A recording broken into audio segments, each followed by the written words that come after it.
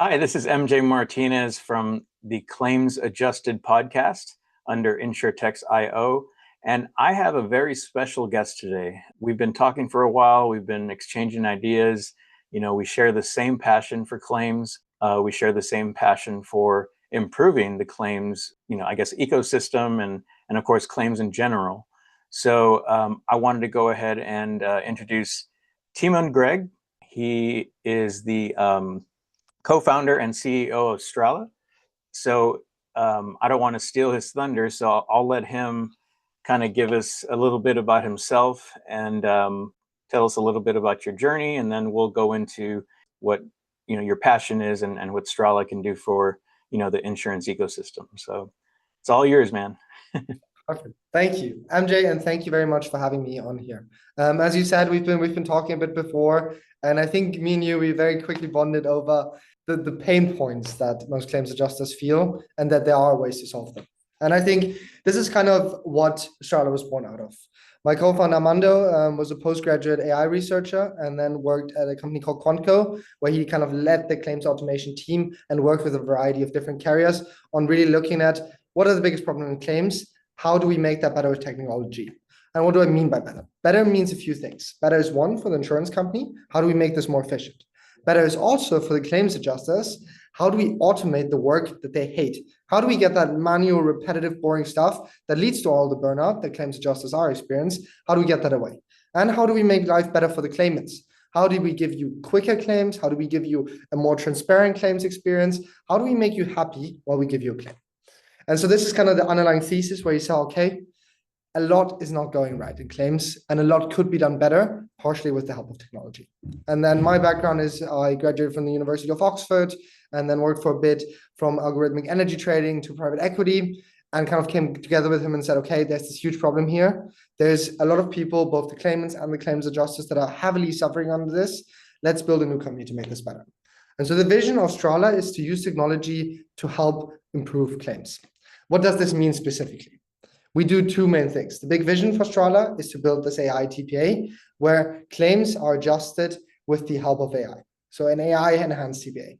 The first steps that we're taking towards this right now is both that we offer the TPA services and then that we offer specific technologies. And this is how me and MJ got together, because I knew his podcast and I sent him over kind of a snippet of our technology, of a kind of digital FNOL worker who can take in the claims, sounds like a human, can do documentation, is entirely scalable, which helps solve the labor crisis that we're experiencing in these FNOL call centers. And maybe MJ, turn it over to you. I think you quite like this, right?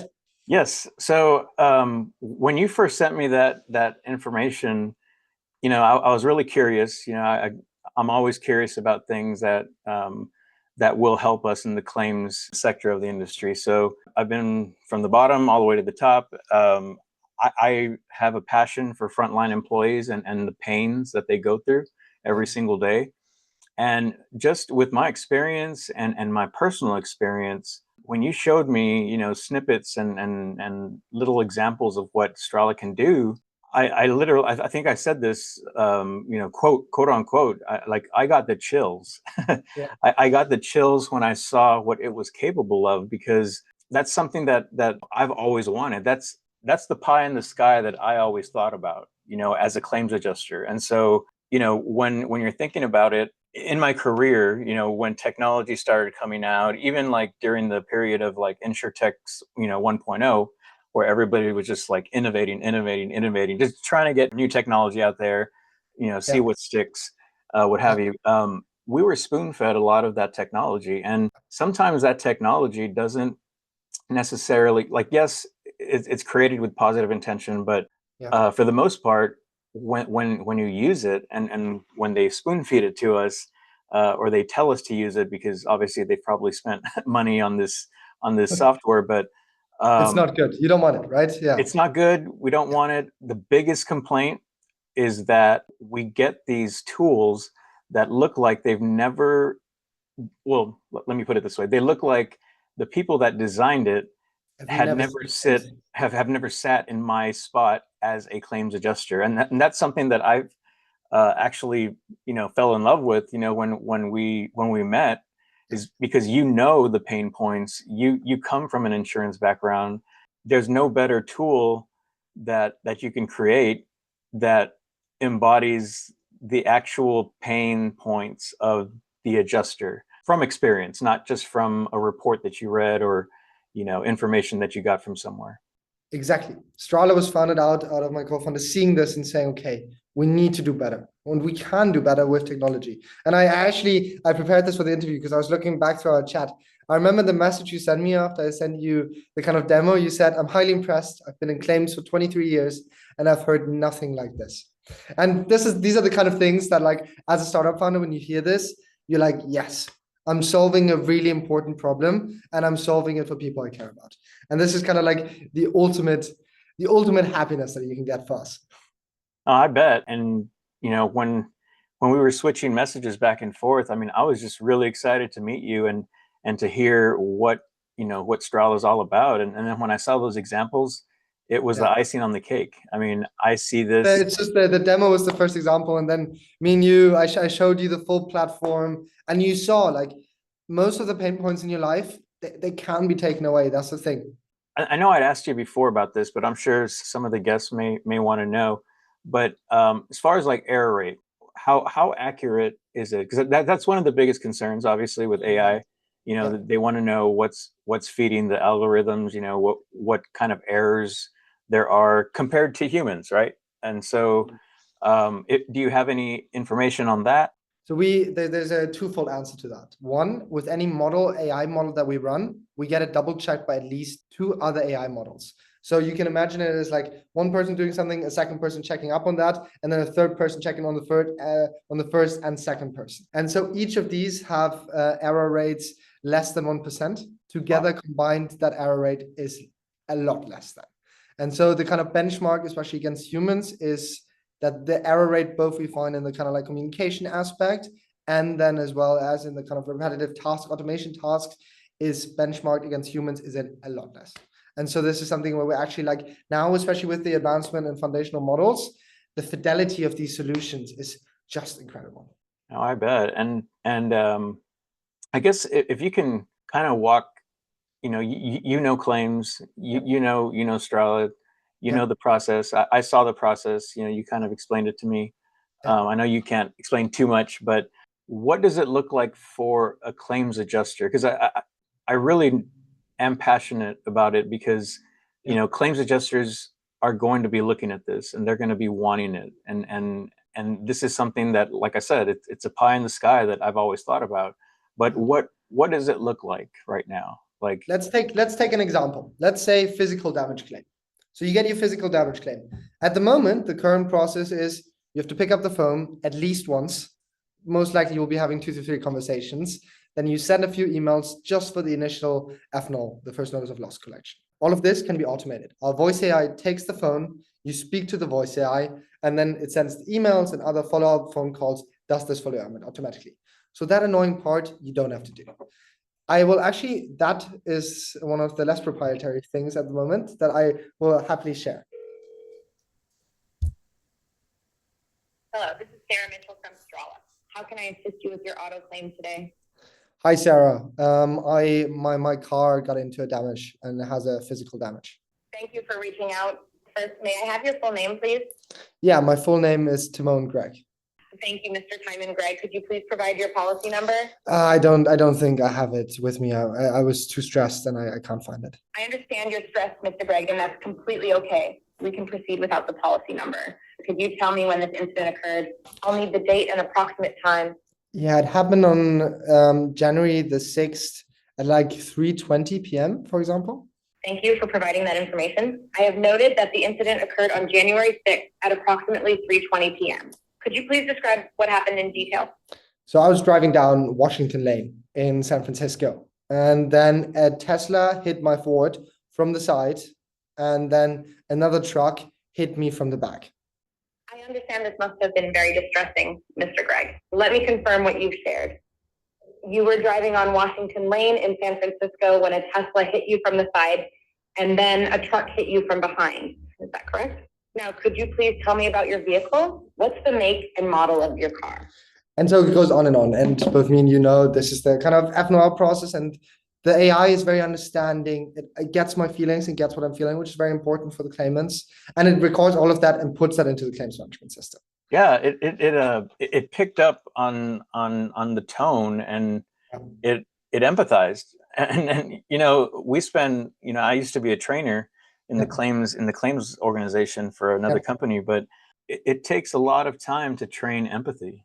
And this was amazing. I don't think I heard, maybe it's because the input that I was putting in, but we were continuously improving it. This is the other thing. We're training it more, and it gets better and better. And this is, as you said, this is the first step.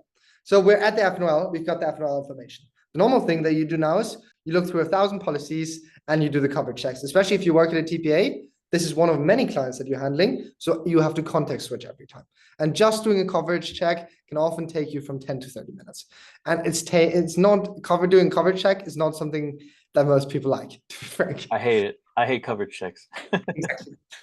So what our AI does, it has access to all the policy, it logs into the policy management system, it logs into all the pictures that you have gotten and all the F&O claims information, and does all these things, deduction limit, etc., coverage analysis, etc., etc., etc. Gives you a preliminary determination, and then you can just look at it and say, you can read through it, say yes or no, and then goes on to the next check. Then fraud checks. Fraud checks is another thing which also isn't very fun. You do these heuristics, you go through all these rules, you check how close was the policy to the claim submitted, etc., etc., etc. All of this is done, again, fully automatically. And then we add 2 more layers. We add a layer where we look, we do statistical analysis on the claim file and look how likely is this to be a claim, and how likely is this to be fraud. And then we do kind of a multimodal analysis. And I've shown you this. So for example, for windshields, we can see, okay, is the impact here, is that actually from hail or is it a hammer? Because the AI can see this and understand this and deduct that from that. And it can also see, okay, it looks through all the documents that you submitted and sees, has anything been altered with? Has there been any kind of like slight tilting with the policy? Again, fully done automatically. The adjuster looks at it, says yes, no. Then we go to the next step, adjustment. Adjustment is where this is the main work of the adjuster, and this is what adjusters are really good at. And so what we do here is we look at the past claim file and give a proposal and kind of justify, okay, for this PD claim, based on this and this and this factor and these past cases, I would pay out optimally for the insurance company and for the claimant that is still fair, this amount. And then the adjuster says, yes or no, I want to override that. And then the next step is either the payment, or you go to kind of a provider selection. And for example, this here might be the associated body shops where you help negotiate kind of rates, or where you kind of send them in rates if that is in alignment with the insurance company, or you send them to kind of like get whatever physical damage they have fixed. And again, that gets done fully automatically. And this means an adjuster doesn't have to do all the annoying things they hate. There's still a lot of very valuable work that the adjuster have to do, very highly relevant customer interactions and the actual adjustment piece, but all the manual repetitive work is automated away. And this means a few things. This means, one, the adjustment often gets better, more accurate. Cycle times are way shorter, which is better for the claimants. Claimants have a lot more transparency and communication. And for the insurance company, it's better because the adjustment is cost optimized in accordance with the fairness for the claimant, as well as an adjuster is suddenly 10 to 100 times more efficient. I mean, MJ, you saw all of this. You saw all of this, the actual platform. Maybe you can tell the viewers how you found it. I found it to be amazing. I mean, it's almost like, how can I explain it? It's almost like a co-pilot. You have a co-pilot, you have the adjuster. The adjuster manager now of AI agents. Yeah, exactly. And so me, from my personal experience, I was an adjuster. I spent, I have an 8-hour day. I probably spent about 4 to 5 hours on administrative duties that weren't, they were value added, but it wasn't what I was licensed to do. And so when you take away all of these things from the adjuster and you make it streamlined and easy for them, yes, there's always going to be the need for each factor. They can concentrate on either one, more complex claims. They can concentrate on doing what they do best, as far as adjusting is concerned. Just because you can't complete a 100% perfect coverage investigation doesn't mean that you're not a really good adjuster. Exactly. And so those are just like pain points, like coverage investigations. I worked for a company that every claim had a coverage investigation. If that would have been the case, and I had Strala using that, tool to do a coverage investigation for me, that would have cut my. The way it is now is right now, as it stands, the industry altogether, and I read a lot of stuff. I make my own, assumptions and everything, but based on what I know, is we need to change the ecosystem of the claims process, or insurance industry in general, because this ecosystem in insurance has been around for for years and years, since the 40s, and a lot has changed. A lot of legislation has changed, a lot of policies and procedures have changed, but we're still using the same The same ecosystem, tools, yeah. same And tools, and you it's deserve better. Claims adjusters, I think that's the two things. Both claims adjusters and claimants deserve better. And with claims adjusters, two things. Like one, there's not enough claims adjusters at the moment. It's a huge issue. There's not enough people to staff all these roles. And then two, claims adjusters are getting burned out. MJ, this is something we talked about last time. And it's because you're overworked, especially in TPAs, and it's because you do a lot of this like repetitive soul-sucking work. And if every claims adjuster becomes more a kind of claims manager of these AI agents, this means not only do you have more free time, but you also get way more done. Yes, for sure. And it's exponential, to be honest. I mean, just I know I'm talking about the adjuster's perspective, and that's what's important. You want to, help the adjusters be adjusters, because ultimately it leads to a better customer experience, right? And so what you were talking about earlier, the speed of the claim, the cycle time, right? A lot of times insurance companies rely on cycle times and rely on closed files to run reports and see and forecast and see what sort of claims they're paying out on. With the faster cycle time, they can get that information a lot faster, because right now, I mean, you're almost like a year behind, to be honest. You can get that information real time on faster closing files. And so another thing is, this year, a lot of people are thinking, okay, what's going on? Because you've seen it. The industry is kind of crazy right now. Insurtechs have had to lay off, a lot of employees, not just insurtechs, but even the legacy companies. The levers that they had, it used to be that you had a bad year, right? Catastrophes, whatever. You had a bad year. There was one or two levers you can pull, right? Now they're pulling those levers, and it's not changing anything. They're still they're still not profitable, even though they're changing those levers. Controlling leakage, reviewing and re-reviewing, settlements before you pay them. Those levers aren't working anymore. And The so problem is all these point solutions don't work. Like kind of like fraud solution is nice, but again, a fraud solution works best if it's integrated with the whole system and with the knowledge of the people. And this is why we think that like full TPA approach, where we say, okay, all of this is like the uniform solution, where we give you the whole thing end to end, is just so much more efficient, because we pull all levers and we can actually fully pull them, not just slightly pull them. yeah, and it's a lot faster reaction time, for insurance companies to pivot, when things go bad. And ultimately, right now, anybody can buy a policy, right? And anybody can buy a policy on the phone. It's not like the brick and mortar times where you go to your agent and you're with them for 47 years. I mean, anybody can get a policy on their phone, right? But it's so easy now, as easy it is to get a policy, it's so easy to leave the company when you have one bad experience. People aren't loyal right now, as far as insurance And this is industry. again comes back to the whole claims is the source, like the center. It's when it all happens, right? When you have a claim, this is when you evaluate, this is when you judge your insurance company. And so this is Yeah, what we have to perform. And it's also important that we pay the people out quickly. A person that like has a car accident and then has to walk to work, or take a bus that takes 2 hours because they can't afford something else. This is horrible. This shouldn't happen. This is unfair to the claimants, and they deserve better as well. And so a faster cycle time really profits everyone. Profits and insurance carriers and profits and claimants, and the adjusters don't have these like long burning files on their deck, and they don't have to go into litigation so much, which again, that's not fun.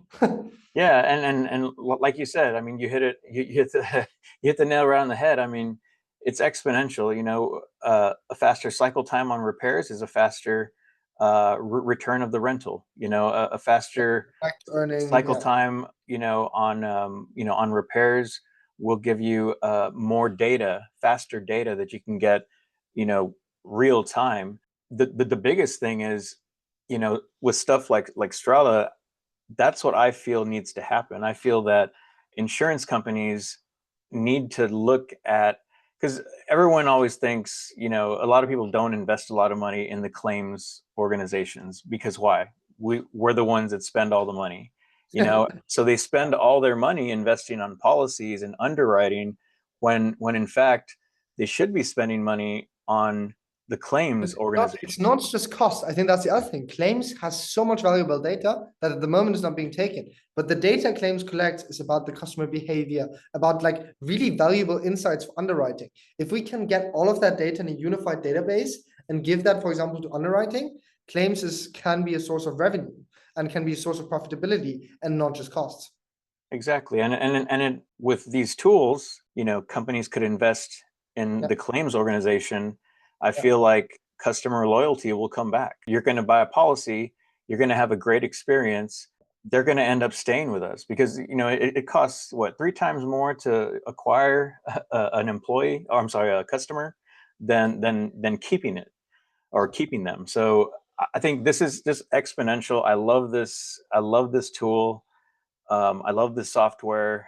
I really want to see it in action. I'm kind of chomping at the bit. One of the things I'm going to do for all the viewers, I'm going to shout out the number so that you can call it home and you can see what me and MJ are raving about. You can see what it's really all about. The number is +1 415 949 2096. So +1 415 949 2096. So just call it, try it out, and if you have any interest in Strala, if you want to treat your claims adjusters better, if you want to get a better loss ratio, if you want to get a quicker cycle time and make your claimants happier, please reach out to us. It's Timon Gregg at Strala.ai. And we'll make sure to add all your information, in my post as well, because I think this needs to be out there. People need to know how good it is.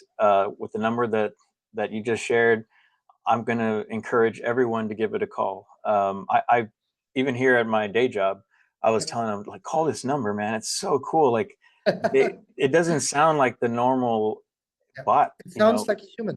Yeah, exactly. It sounds, and like you said, it's going to get better and better, and as it learns more and more. Anything else? Is there any last words that you want to say before we call it? I think these are the main things. I know this is a podcast for adjusters. So any adjusters, if you have thoughts, if you have ideas, feedback, we always love to hear that. That's the thing. We're part of the ecosystem. We build this for adjusters. So if you have any thoughts, ideas, feedback, please get to us. If you're looking for a place to work, we are starting to hire now. If you at your company are thinking about implementing this, also talk to us. All of these things, feel free to reach out.